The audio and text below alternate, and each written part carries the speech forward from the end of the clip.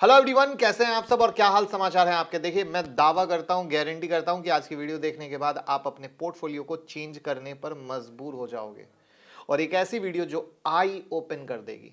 जी हां, देखिए, axis bank को हम सब जानते हैं, लेकिन एक्सिस बैंक का भी एक स्टॉक पोर्टफोलियो है 85,000 करोड़ रुपए का। और ये अपने इन्वेस्टमेंट से, स्टॉक मार्केट के इन्वेस्टमेंट से उस पोर्टफोलियो के नेटवर्थ को लगातार और तेजी से बढ़ा रहे हैं। ऐसे धमाकेदार शेयर हैं कि आप ये जानिए कि जो मैंने कहा 85,000 करोड़ का पोर्टफोलियो है, वहां पर मैं आपको एक डेटा दिखाता हूं कि दिसंबर 2017 में एक्सिस ग्रुप का नेटवर्थ था 12,653 करोड़ और दिसंबर 2022 में इसका नेटवर्थ हो गया 84,607 करोड़। परसेंटेज वाइज देखें तो क्या हुआ, परसेंटेज वाइज 568% का रिटर्न मिला है। तो भैया, इतने दमदार स्टॉक हमने क्यों नहीं लिए, ये बहुत इंपॉर्टेंट आएगी और एक विजन चेंज हो जाएगा। तो लास्ट पार्ट को बहुत ध्यान से सुनिएगा। पहले हम ये देखते हैं कि भैया एक्सिस ग्रुप के पास कौन सा जादुई पिटारा है और उसमें से हम टॉप 5 होल्डिंग की बात करेंगे जहां पर बहुत पैसे इनके लगे हुए हैं, ठीक है, और जिससे कि हमें पता चल सके। तो मल्टीपल सोर्स से इन्होंने बाय किया हुआ है, कुछ एक्सिस म्यूचुअल फंड के थ्रू है, कुछ एक्सिस ट्रस्ट होल्डिंग में है, तो ये सभी एक्सिस ग्रुप का ही पार्ट है। तो स्टार्ट करेंगे फिफ्थ स्टॉक से। तो मैं मुकुल अग्रवाल आपका आप ही के यूट्यूब चैनल में स्वागत करता हूं। जो भी नए लोगों, चैनल को सब्सक्राइब कर लें, बेल आइकॉन हिट कर लें, नोटिफिकेशन ऑन कर लें, जिससे जब भी हम लाइव आते हैं या वीडियो अपलोड होती है आपको पता चल सकेगा। उससे पहले एक गुड न्यूज बता दूं, होली का महा धमाका डिस्काउंट ऑफर जो हमने कभी नहीं दिया वो 10 मार्च की क्लास में दिया जा रहा है और उसका लास्ट डिस्काउंट डे का ऑफर है 6 मार्च, क्योंकि 7 से होली का माहौल शुरू हो जाएगा। तो 6 मार्च तक आप उस डिस्काउंट ऑफर को ले सकते हो जो पहली और आखिरी बार दिया जा रहा है आपकी डिमांड पर। और उसके अलावा भी उसमें बहुत सारी चीज़ें, बहुत सारी बेनिफिट है जिससे आप cash, future, option, intraday, swing हर तरीके से बिंदास ट्रेड करके पैसा कमा सकते हो। तो मौका न जाए, 9708094321 पे कॉल कर लीजिए। लिमिटेड सीट बची है क्योंकि आपको पता है हम ज़्यादा स्टूडेंट को एक बैच में नहीं डालते हैं, क्योंकि हमें हैंड होल्डिंग भी देना पड़ता है, रिवीजन भी देना पड़ता है, हर एक स्टूडेंट के पीछे मेहनत करनी पड़ती है। तो एक्सिस ग्रुप के स्टॉक को शुरू करने से पहले 2-4 जरूरी बात। पहली बात, कभी भी नाम सुन के इन्वेस्ट ना करें। दूसरी बात, क्या ले रहे हैं, क्यों ले रहे हैं, पता होना। तीसरी बात, सारा पैसा एक स्टॉक में ना डालें। चौथी बात, स्टॉक में कम से कम 12-15 स्टॉक रखें और इक्वल अमाउंट में पैसा डाल रहे हैं और अगर वो स्टॉक 25% गिर रहा है तो नीचे में लेने की भी कैपेसिटी होनी चाहिए। ये वर्ड इसलिए ऐड ऑन कर रहा हूँ क्योंकि अभी के डेट में जहाँ मार्केट खड़ा है, बहुत सारे अच्छे शेयर काफ़ी गिरे हुए, वहाँ पर लोग घबराहट में, अरे मैं फंस गया, मैं काट दूँ या बर्बाद हो गया। वहाँ पर कई बार हमने सेशन में आपके साथ डिस्कस किया है कि वो शेयर आज भी वैल्यूएशन वाइज महंगे हैं, इतनी गिरावट होने के बाद भी। तो ये चीज़ बहुत चेक करना ज़रूरी है कि आप जिस शेयर को ले रहे हो क्या वो महंगा है, सस्ता है। और सीधी सी चीज़ है कि जब आप ले रहे हो तो कोई भी चीज़ लगातार ऊपर नहीं जाएगी, उसमें जब गिरावट आता है तो हमें एवरेज करने के लिए तैयार होना है। इतनी सारी बातों का अगर माइंड सेट रहता है तभी आप स्टॉक मार्केट में इन्वेस्टमेंट कर सकते हो, वरना बिल्कुल दूर रहें। पांचवा शेयर है इन्फोएज। 1995 में इनकॉर्पोरेट हुआ था। इंडिया का प्रीमियर ऑनलाइन कंपनी है। ऑनलाइन कंपनी का मतलब ऐसी कंपनी जो ऑनलाइन सर्विसेज प्रोवाइड कराती है। इसके ऑनलाइन पोर्टफोलियो की बात करें तो नौकरी.com, जिसपे जॉब सीकर जॉब और रिक्रूटर कनेक्ट करते हैं। 99acre.com, जिसपे real estate buyer seller connect करते हैं। जीवनसाथी.com, जिसपे आप अपने जीवन साथी को ढूंढ सकते हैं।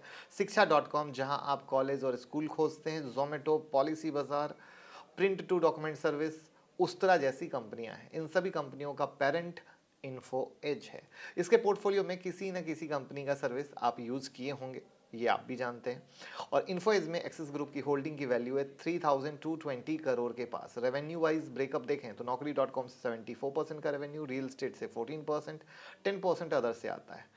फंडामेंटल पे 3 चीजें देखेंगे, return ratio, debt ratio, valuation ratio. इन 3 फैक्टर से पता चलेगा कि कंपनी कितना रिटर्न जनरेट कर रही है, उस पर कितना कर्ज है, अभी वैल्यूएशन क्या है। तो आरओसी है 24.3, 5 ईयर का एवरेज आरओसी है 13.7, आरओई है 21.8%, 5 ईयर का एवरेज आरओई है 12%। आरओसी और आरओई दोनों एवरेज से ऊपर है, मतलब रिटर्न रेशियो सही है। डेट टू इक्विटी है 0.01, मतलब कंपनी पे कर्ज नहीं है।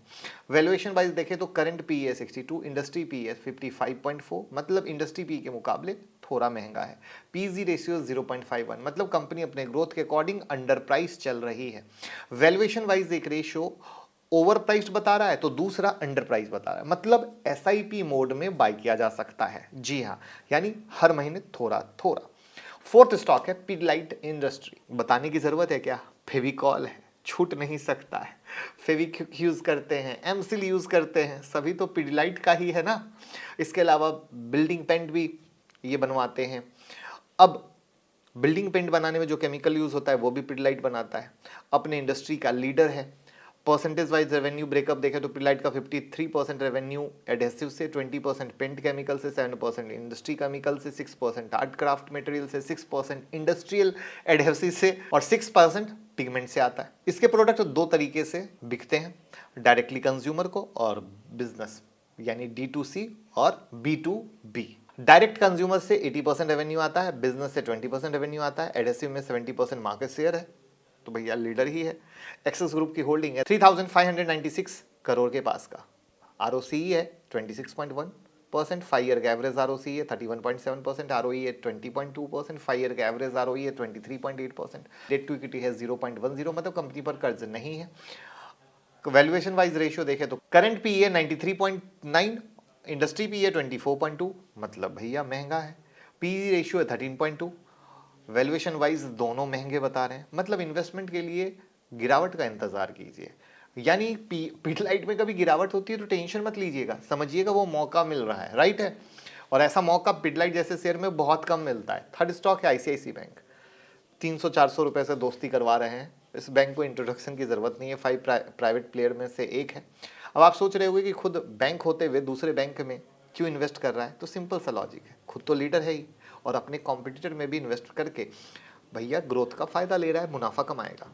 अब फंडामेंटल देखिए तो नेट इंटरेस्ट मार्जिन है 3.67%, मतलब ICICI बैंक अपने डिपॉजिट पे जितना इंटरेस्ट पे करता है और लोन से जितना इंटरेस्ट कमाता है उसके बीच में 3.67% का प्रॉफिट है। नेट नॉन परफॉर्मिंग एसेट है 0.63%, मतलब कंपनी के पास जितना भी एसेट है उसमें 1% से भी कम नॉन परफॉर्मिंग है, जिससे बैंक को रेवेन्यू नहीं आ रहा है। ROCE है 5.59%, 5 ईयर का एवरेज ROCE है 5.49%, ROE है 14.8%, 5 ईयर का एवरेज ROE है 10%, तो ROCE और ROE दोनों एवरेज से ऊपर है, so good.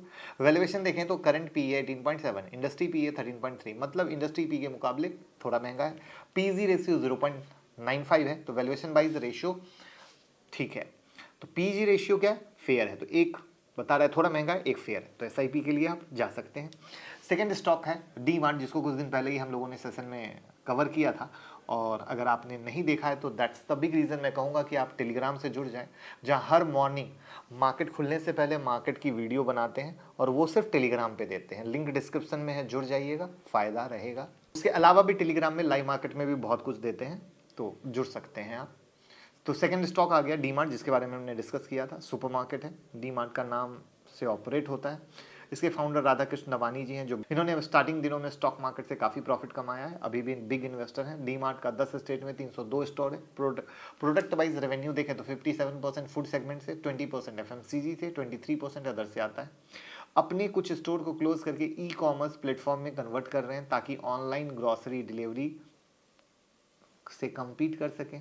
Fundamental ROCE 15.8%, 5 year का एवरेज ROCE 18%, ROE 11.5%, 5 ईयर का एवरेज ROE है 13.2%, डेट टू इक्विटी है 0.05, कर्ज नहीं है। वैल्यूएशन वाइज देखें तो करंट पी 94.4, इंडस्ट्री पी 80, मतलब महंगा है। PZ रेशियो 3.66, महंगा है दोनों पैरामीटर पर, करेक्ट है। जहाँ पे लोग डी मार्ट क्यों गिर रहा है परेशान है, वहाँ पर समझ में आ गया होगा कि भैया महंगा है, लेकिन गिरावट आए तो वो मौका है, डरना नहीं है। लोग गिरावट में डरते हैं, लेकिन गिरावट में अच्छे स्टॉक लेने चाहिए। तो अब तक हम लोग 4 स्टॉक को डिस्कस कर चुके हैं, अब टाइम है फर्स्ट स्टॉक का। वीडियो को लाइक ना किया हो तो भैया कर दीजिए, बाद में भूल जाएंगे। और कोई एक स्टॉक वो जो बचा है उसका नाम है Kotak Mahindra bank, top 5 private bank में से एक आता है। इनका अगर हम फंडामेंटल देखते तो नेट इंटरेस्ट मार्जिन है 5%, नेट NPA है 0.60%, ROCE है 6.29%, 5 ईयर का एवरेज ROCE है 7.09%, ROE है 13.3%, 5 ईयर का एवरेज ROE है 13.4%। ROCE और ROE दोनों ऑलमोस्ट फ्लैट है। वैल्यूएशन वाइज देखें तो करंट पी है 24.1, इंडस्ट्री पी है 13.3, मतलब महंगा है। PZ रेशियो 1.23, यानी अगेन इस पर भी महंगा है, तो दोनों लेवल पे महंगा है, यानी गिरे तो आप ले सकते हैं।